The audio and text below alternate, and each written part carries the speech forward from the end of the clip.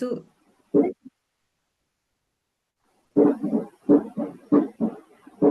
let's just quit. Radha माता ji please take the shloka third का पहले संस्कृत रीडिंग ले लीजिए, हम वापस से कर लेते हैं, it's okay, not a problem. Okay माता जी, हरे कृष्ण। निगमकल्पतरोर्गलितं फलं शुकमुखात् अमृताद्रव संयुतं पिबत भागवतं रसमालयं मुहुरसो रसिका भुवि भावुकः। थैंक यू माता जी। चंद्र माता ji please read the Hindi translation. माता जी आप म्यूट पर हैं। चंद्र माता जी आप म्यूट पर हैं। हरे कृष्णा। भागवतम का थर्ड श्लोका है। हे विज्ञ एवं विचारशील जनों, वैदिक साहित्य रूपी कल्प वृक्ष के इस परिपक्व फल श्रीमद् भागवतम का रसास्वादन करो।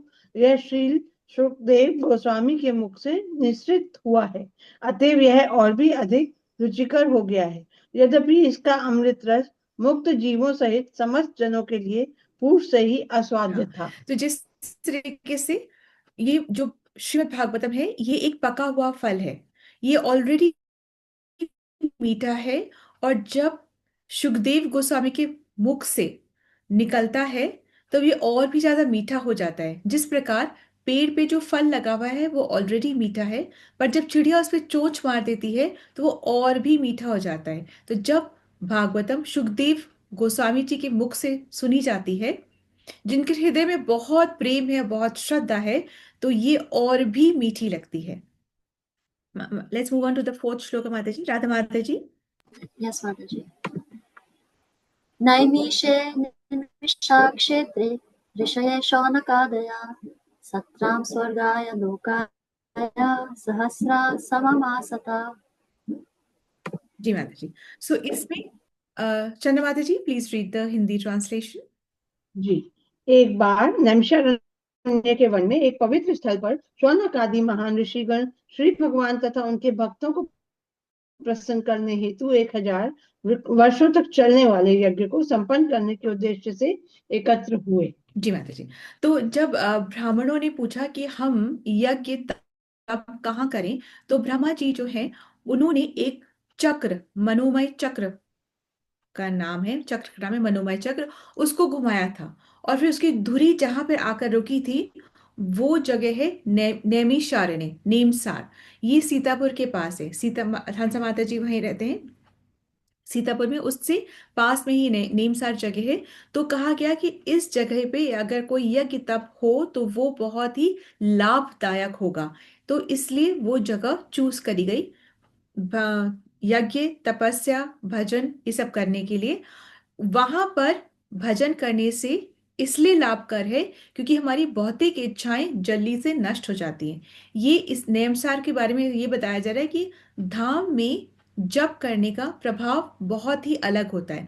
हर कार्य को करने के लिए कोई जगह होती है। जैसे अगर खेती करनी हो तो सड़क पे खेती नहीं कर सकते, उसके लिए एक फर्टाइल लैंड चाहिए होता है, उसको उस जमीन को तैयार करना होता है और फिर खेती हो सकती है। इसी प्रकार अगर भक्ति हम धाम में करें तो बहुत सुंदर हो जाता है। जैसे अगर आप एक स्पॉट में रोज श्रीमद् भागवतम या जो मॉर्निंग की जो सेवा है रोज एक जगह पे बैठ के करें तो आपका ध्यान भी विचलित नहीं होता, और उसका प्रभाव भी, लाभ भी मल्टीफोल्ड होता है, अच्छे से होता है। अगर आप एक जगह का नियम से वहीं पर बैठ करके अगर आप करें तो इस तरीके से ऐसे होता है। So let's move on to the next one माता जी। फिफ्थ। यस माता जी। त एकदा तु मुनया प्रातुर्हेतः कृताज्ञया सत्कृतं सुतमासीनं पाप्रचुर इदम् आदरात्। चंद्र माता जी। एक बार नैमिषारण्य के वन में एक पवित्र स्थल पर शौनक आदि महान ऋषिगण श्री भगवान तथा उनके भक्तों को प्रसन्न करने हेतु 1000 वर्षों तक चलने वाले यज्ञ को संपन्न करने के उद्देश्य से एकत्र हुए। एक दिन यज्ञानी प्रज्वलित करके अपने प्रातःकाल नीम कृत्यों से निवृत्त होकर तथा श्री सुत गोस्वामी को आदर पूर्वक आसन अर्पण करके ऋषियों ने सम्मान पूर्वक निम्नलिखित विषयों पर प्रश्न ठीक है, पूछे। तो अभी क्या चल क्या रहा है? नीमसार एक जगह है जो कि उत्तर प्रदेश में सीतापुर के से पास में ही जगह है, वो उस जगह को घोषित कर दिया गया कि ये बहुत ही सुंदर क्षेत्र है यज्ञ तपस्या भजन कीर्तन ये सब करने के लिए। क्यों है? क्योंकि यहाँ पर करने से जो हमारी भौतिक इंद्रियां हैं, जो भौतिक इच्छाएं हैं, वो जल्दी शांत हो जाती हैं और अच्छे से मन लगता है, और यहाँ पे इसका लाभ भी बहुत अच्छा होता है। तो ये धाम की श्रेष्ठता बता रहे कि धाम में करने से बहुत ज्यादा होता है। एक्चुअली में भौतिक एक होती है भौतिक मटेरियल एजुकेशन और एक होती है वैदिक एजुकेशन। इन दोनों में बहुत अंतर होता है। क्या अंतर होता है? कि जो भौतिक एजुकेशन होती है वो सिर्फ इंफॉर्मेशन प्रोवाइड करती है। भौतिक एजुकेशन हमें इंफॉर्मेशन प्रोवाइड करती है, वेरएस वैदिक एजुकेशन जो होती है वो ट्रांसफॉर्मेशन प्रोवाइड करती है, वो कैरेक्टर बिल्डिंग करती है। ठीक है, वो चरित्र का निर्माण करती है। तो एक्चुअली 4 स्टेप्स बताए गए हैं। पहला स्टेप है कि कीर्तन, जैसे कीर्तन जो होता है, कीर्तन मतलब जो कहा जा रहा है, ये भी अगर कोई भी बोल रहा है तो वो कीर्तन हो रहा है। तो जो भी भगवान के ग्लोरिफिकेशन में जो भी कुछ कहा जा रहा है। सेकंड स्टेप होता है श्रवण, कि उसको सुनना चाहिए, ध्यान से सुनना चाहिए। ठीक है। थर्ड स्टेप होता है मनन, जब सुन लिया उसके बाद उस पर मनन करना चाहिए, उस पर मेडिटेट करना चाहिए, मनन करना चाहिए। मनन के बाद में नेक्स्ट स्टेप होता है नि, निध्या सनम। इसका मतलब होता है कि ग्रुप में बैठ करके उसकी चर्चा करनी चाहिए, उसके बारे में वापस उसको डिस्कस करना चाहिए। तो ये फोर्थ स्टेप में होता है। पहले जो कहा जा रहा है, कीर्तन हो रहा है, उसका श्रवण करना है, उसका फिर मनन करना है, और फिर ग्रुप में बैठ करके उसकी ही चर्चा करनी है, डाउट्स कुछ है और वापस उसी की वापस में चर्चा करनी है। तब वो पूर्ण रूप से सही होता है। यहाँ पे क्या बोला जा रहा है कि नेम सार में नैमिषारण्य में सभी क्रियाओं से निवृत्त होकर के, मतलब सारे काम को खत्म करके। ऐसा नहीं है कि कथा भी चलती जा रही है और हम अपना काम भी करते जा रहे हैं, इससे कथा का अनादर होता है। ठीक है। तो ऐसा नहीं है कि कथा इधर चल रही है हम अपना काम करते जा रहे हैं, या कथा चल रही है अपने राउंड्स ऑफ चैंटिंग कंप्लीट करते जा रहे हैं। ऐसा नहीं, इससे कथा का अनादर होता है। इससे बेटर है कि न ही सुना जाए, ऐसा सुनने से कथा का अनादर होता है। ठीक है। तो यहाँ पे कहा गया कि सारे कार्यों से निवृत्त होकर के, सारे काम करके। फिर हम आगे सुन रहे हैं, नेक्स्ट वाला लेंगे माता जी। Yes, Mataji. ऋषया ऊचु त्वया खलु पुराणानि सेतिहासानि चानका आख्यातानि अपि अधीतानि धर्मशास्त्राणि यानि उत। ऋषियों ने कहा, हे पूज्य सूत गोस्वामी, आप समस्त प्रकार के पापों से पूर्ण रूप से मुक्त हैं। आप धार्मिक जीवन के लिए विख्यात समस्त शास्त्रों एवं पुराणों के साथ साथ इतिहासों में भी निपुण हैं, क्योंकि आपने समुचित निर्देशन में उन्हें पढ़ा है और उनकी व्याख्या भी की है। हरे कृष्णा। तो अब जो यहाँ पे जो गोस्वामी है, माता जी थोड़ा और आगे भी पढ़ लेंगे इसको, जो हिंदी ट्रांसलेशन है वो उसको भी ले लीजिए। हे सूत, नेक्स्ट वाले का माता जी। इसी का। ओके। तात्पर्य, गोस्वामी या श्रीला व्यासदेव के प्रामाणिक प्रतिनिधि को समस्त पापों से मुक्त होना चाहिए। कलयुग के 4 प्रमुख पाप हैं: स्त्रियों के साथ अवैध संबंध, पशुवध, मादक द्रव्यों का सेवन तथा सभी प्रकार की द्रुत कीड़ा। किसी गोस्वामी को व्यास आसन पर बैठने का तभी साहस करना चाहिए जब वह इन सभी जैसे पापों से मुक्त हो, जैसे माता जो जी, तो उपयुक्त जो गोस्वामी है जो ये कथा कर रहे हैं, ऐसा नहीं है कि कथा समाप्त होने के बाद में वो चाय कॉफी पी रहे हैं या अपना कुछ भी कर रहे हैं, और ऐसा नहीं हो सकता। जो गोस्वामी है और जो कथा व्यास गद्दी पे बैठता है, जो कथा कर रहा है, वो खुद भी इन 4 नियमों का पालन करना चाहिए। ठीक है। वो कौन से 4 नियम हैं? जो हमारे 4 नियम हैं वो उनका, कि no illicit sex, no animal slaughter, मतलब no meat eating, no intoxication और नो गैम्बलिंग। ये चारों चीजों का पालन जो व्यास आसन में बैठे हैं, जो गोस्वामी हैं, उनको करना चाहिए। और हमें भी ये चीज ऑब्जर्व करनी चाहिए कि क्या हम जिनसे सुन रहे हैं वो इन चीजों का पालन कर रहे हैं कि वो पालन नहीं कर रहे हैं। ठीक है। यस माता जी। किसी गोस्वामी को व्यासासन पर बैठने का तभी साहस करना चाहिए जब वह इन सभी पापों से मुक्त हो, जो उपयुक्त पापों से रहित ना हो और जो आचरण से निष्कलंक ना हो, उसे व्यासासन पर ना बैठाया जाए। उसे न केवल इन सभी पापों से मुक्त होना चाहिए, अपितु समस्त शास्त्रों में या वेदों में पारंगत होना चाहिए। पुराण के वेदों के ही अंग है, पुराण भी वेदों के ही अंग है, एवं महाभारत या रामायण जैसे इतिहास भी वेदों के ही अंग है। आचार्य अथवा गोस्वामी को इन ग्रंथों से पूर्ण रूप से अवगत होना चाहिए। उनको पढ़ने की अपेक्षा उनका श्रवण तथा उनकी व्याख्या कीर्तन अधिक महत्वपूर्ण है। केवल श्रवण तथा व्याख्या द्वारा ही शास्त्रों के ज्ञान को आत्मसात किया जा सकता है। श्रवण का अर्थ है सुनना तथा कीर्तन का अर्थ है समझना या कहना। श्रवण तथा कीर्तन ये दोनों विधियां प्रगतिशील आध्यात्मिक जीवन के लिए अति आवश्यक हैं। जिन मनुष्यों ने उपयुक्त स्रोत से विनय पूर्वक श्रवण करके दिव्य ज्ञान को भली भांति समझ लिया है, वे ही इस विषय की समुचित व्याख्या कर देखा सकते हैं। यहाँ पे हरे बताया जा रहा कृष्ण। है कि श्रवण और कीर्तन दो बहुत इंपॉर्टेंट है। रीडिंग से भी ज्यादा इंपॉर्टेंट क्या है? सुनना और फिर कीर्तन मतलब बोलना। सो रीडिंग से भी ज्यादा इंपॉर्टेंट है। रीडिंग मनन के टाइम पे आता है कि जब आप सोच रहे हो, आप अक्यूमुलेट कर रहे हो कि आपने क्या सुना, उससे क्या समझा, वो करना। ये ब्रीफिंग हमारे लिए बहुत जरूरी होती है। ठीक है, थैंक यू माता ji. Let's move on to the next, अभी टाइम है। Yes, Master. यानि वेदा वेदां श्रेष्ठो भगवान् बादरायणः अन्ये च मुनयः सुतः परावरविदो विदुः। हे सूत गोस्वामी, आप ज्येष्ठम विद्वान एवं वेदांती होने के कारण ईश्वर के अवतार श्री व्यास देव के ज्ञान से अवगत हैं, और आप इन अन्य मुनियों को भी जानते हैं जो सभी प्रकार के भौतिक तथा आध्यात्मिक ज्ञान से में निपुण हैं। हाँ, तो जो व्यास आसन में बैठा है, जो एक शास्त्र के, एक श्रीमद् भागवतम के बारे में बोल रहा है, तो उसको बाकियों की भी नॉलेज होनी चाहिए। तभी वो पूर्ण रूप से अच्छे से डिबेट कर सकता है, बिकॉज बहुत सारे क्वेश्चंस होंगे, तभी अच्छे से डिबेट कर सकता है। तो बाकी की भी नॉलेज होनी चाहिए। आदि जी, आप इसका भी हिंदी का भी पढ़ेंगे? जी, श्रीमद् भागवत ब्रह्म सूत्र या बादरायण वेदांत सूत्र की स्वाभाविक टीका है। इसे स्वाभाविक कहा जाता है क्योंकि श्रीला व्यास देव वेदांत सूत्र तथा समस्त वैदिक साहित्य के सार रूप इस श्रीमद् भागवतम के रचयिता हैं। श्रीला व्यास देव के अतिरिक्त अन्य ऋषिगण यथा गौतम, कर्णाद, कपिल, पतंजलि, जैमिनी तथा अष्टावक्र 6 विभिन्न दार्शनिक प्रणालियों के ये रचयिता हुए फिलोसफीज हैं। है, ये भी फिलोसफीज है। कौन कौन सी फिलोसफीज है? गौतम, कन्नडा, कपिला, पतंजलि, जैमिनी, अष्टवक्र, ये सारी है फिलोसफी। तो जो व्यास आसन में बैठा है, उनको इसकी भी पकड़ होनी चाहिए। तभी वो कंपैरिजन स्टडी में बता सकता है कि ये नहीं और इसमें सारा सार है, तभी वो बता सकता है। और तभी क्या होता है, श्रोताओं पे भी वो विश्वास आता है कि हम जिसे सुन रहे हैं उसको नॉलेज है। तभी श्रोताओं को भी विश्वास आता है। बिना विश्वास के हम किसी को सुन नहीं सकते, और सुन भी लिया तो हम आगे उसका स्मरण नहीं कर सकते, हम आगे उसको फॉलो नहीं कर सकते।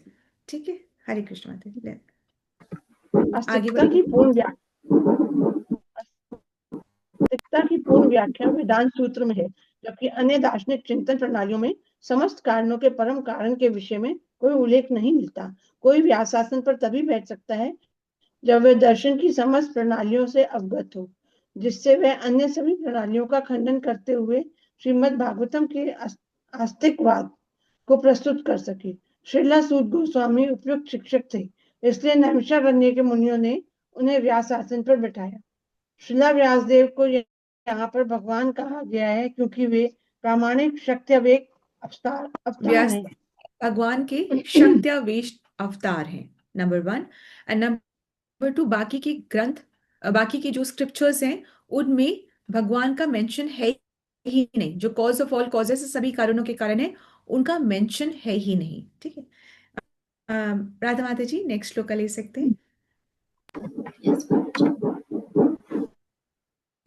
वेत्ता त्वं सौम्या तत्सर्वं तत्त्वतस्तत् अनुग्रहात् भूयोस्तिक्तस्य शिष्यस्य गुर्वो भूयाम् अभ्युत।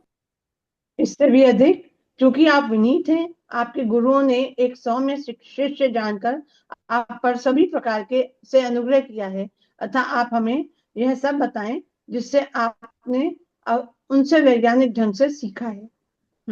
तो पहली बात तो, जब हम कोई भी प्रश्न करते हैं तो हमें बहुत ही विनम्र भाव से और बहुत ही ओबीडियंट तरीके से हमें एक तरीके से प्रश्न पूछना चाहिए। चैलेंजिंग मोड में एरोगेंस के साथ में हम प्रश्न नहीं पूछ सकते। ठीक है, और वो तब तब वो बात आती है जब हमें पता है कि जब जो व्यास आसन पे जो बैठा हुआ है उसको नॉलेज भी है, उसको दूसरे शास्त्रों की भी नॉलेज है, उसके उसको पूर्ण नॉलेज है, और उसके वो खुद भी फॉलो कर रहा है, और उसके हृदय में बहुत प्रेम और बहुत श्रद्धा है। जब ये सब पता होता है तभी हमें भी वो भाव आता है सुनने का। और जब सुनते हैं और जब डाउट्स आते हैं तो उसको बहुत ही विनम्रता के साथ, ओबीडियंस के साथ में उस प्रश्न को हमें सामने रखना चाहिए, सामने पूछना चाहिए। ठीक है, नेक्स्ट मूव करेंगे। तत्र तत्राञ्जसायुष्मन् भवता यद्वै निश्चितं पुंसां कान्ततः श्रेयस्तन्नः शंसितुम् अर्हसि। अतएव दीर्घायु का आशीर्वाद प्राप्त होने के कारण आप सरलता से समझ में आने वाली विधि से हमें समझाइए कि आपने जन साधारण के समग्र एवं परम कल्याण के लिए क्या निश्चय किया है। तो जो गोस्वामीज होते हैं वो हमेशा जन कल्याण के बारे में ही सोच रहे होते हैं। और कौन सा जन कल्याण ज्यादा इंपॉर्टेंट होता है, कौन सा कल्याण ज्यादा इंपॉर्टेंट होता है, मटेरियल की स्पिरिचुअल?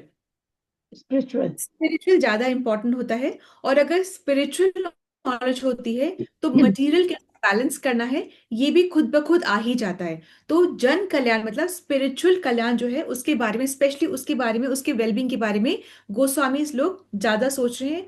और उसको सोचते हुए फिर वो प्रश्न करते हैं कि सभी के लिए श्रेष्ठकर क्या है, सभी के लिए, सभी जो मनुष्य हैं उनके लिए श्रेष्ठकर क्या है। तो इस तरीके से ये 6 प्रश्न होते हैं, वो धीमे धीमे भी आएंगे। Let's move on to 10th। Okay. प्रायेणाप अल्प आयुषः सभ्या कलव अस्मिन् युगे जनः मंदा सुमंदा मतयो मंदभाग्याय उपद्रुतः। हे विद्वान, कली के इस लौह युग में मनुष्यों की आयु कम है। वे झगड़ालू, आलसी, पथभ्रष्ट, अभागे होते हैं तथा साथ ही साथ सदैव विचलित रहते हैं। जी माता जी। ओके, सो इसके अंदर में कलयुग में ये क्या, कौन सा युग है, कलह का युग है। यहाँ पे बात बात पे लोग बहुत क्वारल करते हैं, बहुत लड़ाई करते हैं। तो इसमें उन लोगों की बात नहीं, ये कलयुग में ऐसा होना ही है। ये कलह का युग है, कलयुग। यहाँ पे लोग मिसगाइडेड हैं, मिस इन्फॉर्म्ड हैं, उनको परफेक्ट और प्रॉपर नॉलेज नहीं है, इस वजह से ऐसा करते हैं। ठीक है, वो अपना अपने मटेरियल और सेंस ग्रेटिफिकेशन में ज्यादा वो लोग लगे हुए हैं। ठीक है, और वो आर्टिफिशियल तरीके से खुशी ढूंढने की कोशिश करते हैं। ठीक है, और उनको अपने बारे में, अपने खुद के बारे में जानने का कोई चाव है ही नहीं, कोई डिजायर है नहीं। मान लीजिए इसको ले लेते हैं हिंदी वाले को। जी। वी हैव, और फिर 11 हम कल से करेंगे। भगवत भक्त सामान्य जनों की आध्यात्मिक उन्नति के लिए सदैव चिंतित रहते हैं। जब नैमिषारण्य के मुनियों ने इस कलियुग के मनुष्यों की अवस्था का विश्लेषण किया तो उन्होंने देखा कि उनकी आयु अल्प होगी। कलियुग में आयु अल्प होने का कारण अपर्याप्त आहार नहीं अपितु अनियमित आदतें हैं। आदतों को नियमित करके तथा सादा भोजन करके कोई भी व्यक्ति अपना स्वास्थ्य बनाए रख सकता है। अधिक भोजन करना, अधिक इंद्रिय तृप्ति करना, दूसरों की दया पर अत्यधिक आश्रित रहना एवं रहन सहन के कृत्रिम मानक मनुष्य की प्राण शक्ति तक को चूस लेते हैं। फलस्वरूप जीवन की अवधि घट जाती है। इस युग के मनुष्य न केवल भौतिक दृष्टि से अपितु आत्म साक्षात्कार विषय में भी अत्यंत आलसी हैं। यह मनुष्य जीवन विशेष रूप से आत्म साक्षात्कार के लिए मिला है। अर्थात मनुष्य को जानना चाहिए कि मैं क्या हूँ, जी संसार क्या है, परम सत्य क्या है। मनुष्य जीवन यह वह साधन है जिससे जीव इस भौतिक जगत में कठिन जीवन संघर्ष के कष्टों को मिटा सकता है और अपने सनातन घर भगवत धाम को लौट सकता है। किंतु भ्रष्ट शिक्षा पद्धति के कारण मनुष्यों में आत्म साक्षात की इच्छा ही नहीं उठती। यदि उन्हें इस विषय से पता चल भी जाए तो दुर्भाग्यवश वे पद भ्रष्ट शिक्षकों के शिकार बन जाते हैं। इस युग में मनुष्य न केवल विभिन्न राजनीतिक वर्गों तथा दलों के शिकार हैं, अपितु विभिन्न प्रकार के इंद्रिय तृप्ति करने वाले आकर्षणों से भी ग्रस्त हैं, जैसे कि सिनेमा, खेलकूद, जुआ, क्लब, संसारी पुस्तकालय, बुरी संगति, धूम्रपान, मदिरापान, छलावा, चोरी, मनमुटाव इत्यादि। अनेकानेक व्यस्तताओं के कारण अनेक मन सदैव विचलित एवं चिंताओं से ग्रस्त रहते हैं। इस युग में अनेक धूर्त मनुष्य अपने अपने धार्मिक पंथ खड़े कर देते हैं, जो किसी शास्त्र पर आधारित नहीं होते। प्रायः ऐसे मनुष्य ही जो इंद्रिय तृप्ति के व्यसनी हैं, ऐसी संस्थाओं के प्रति आकृष्ट होते रहते हैं। फलस्वरूप धर्म के नाम पर अनेक पाप कर्म किए जाते हैं, जिसके कारण मनुष्य को ना तो मानसिक शांति मिल पाती है, ना स्वास्थ्य लाभ हो पाता है। अब छात्र ब्रह्मचारी वर्ग का पालन नहीं किया जाता और गृहस्थ मनुष्य गृहस्थ आश्रम के विधि विधानों का पालन नहीं करते। फलस्वरूप तथा कथित वानप्रस्थ एवं सन्यासी जो ऐसे गृहस्थ आश्रमों में आते हैं, अपने कठोर पद से आसानी से विचलित हो जाते हैं। कलयुग में समस्त परिवेश श्रद्धा विहीनता से भरा है। मनुष्य अब आध्यात्मिक मूल्यों में रुचि नहीं दिखाते। अब तो भौतिक इंद्रिय तृप्ति ही सभ्यता का मानदंड बनी हुई है। ऐसी भौतिक सभ्यता को बनाए रखने हेतु मनुष्य ने जटिल किस्म के राष्ट्रों एवं तथा समुदायों का निर्माण कर लिया है और विभिन्न गुटों में निरंतर प्रत्यक्ष तथा शीत युद्ध की आशंका बनी रहती है।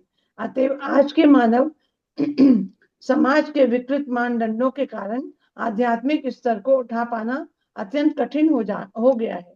नैमिषारण्य के ऋषि मुनि पतित आत्माओं को मुक्त करने हेतु उत्सुक हैं।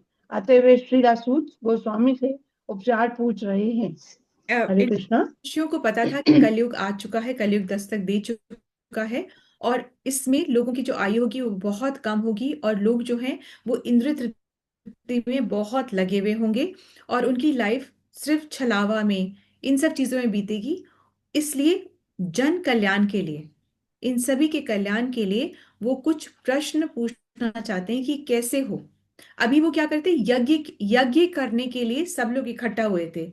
यज्ञ किस लिए करते वो, जिससे कि उनको स्वर्ग में भी जिनकी पूजा होती है, स्वर्ग में भी जिनकी पूजा होती है, उनके धाम जाने का अवसर मिल सके। Is that okay? वो खुद स्वर्ग जाना चाह रहे, वो बात नहीं है। स्वर्ग में भी जिनकी उपासना होती है, उनके धाम जाने का अवसर मिल सके। ये ऐसे होता है जब श्रीमद् भागवतम में, उसमें थोड़ा सा रिडल के साथ कभी कभी होता है, कभी कभी स्ट्रेट होता है, कभी कभी थोड़ा व्यंग्यात्मक भी होता है, कभी कभी जैसे काव्य के रूप में भी होता है, जैसे ना पोइटिकल भी होता है, कभी कभी थोड़ा सा इनडायरेक्ट स्पीच में भी होता है, कभी कभी रिडल्स के फॉर्म में भी होता है। ये थोड़ा सा ऐसे चलते रहता है। तो वो उसके लिए यज्ञ कर रहे थे, नैमिषारण्य में सारे ऋषिगण उसके लिए यज्ञ कर रहे थे। और वो ये जानते थे कि कलयुग में इस तरीके से होने वाला है, तो सबके कल्याण के लिए वो तरीका चाह रहे थे और उस तरीके को पूछने के लिए उन्होंने 6 प्रश्न पूछे हैं। तो अभी जो प्रश्न पूछा है कि सबका कल्याण किस प्रकार से होगा, जन का कल्याण किस प्रकार से होगा। तो we will stop here and from tomorrow there be Radha Mataji will take the session of Srimad Bhagavatam tomorrow and day after. I have to travel tomorrow, so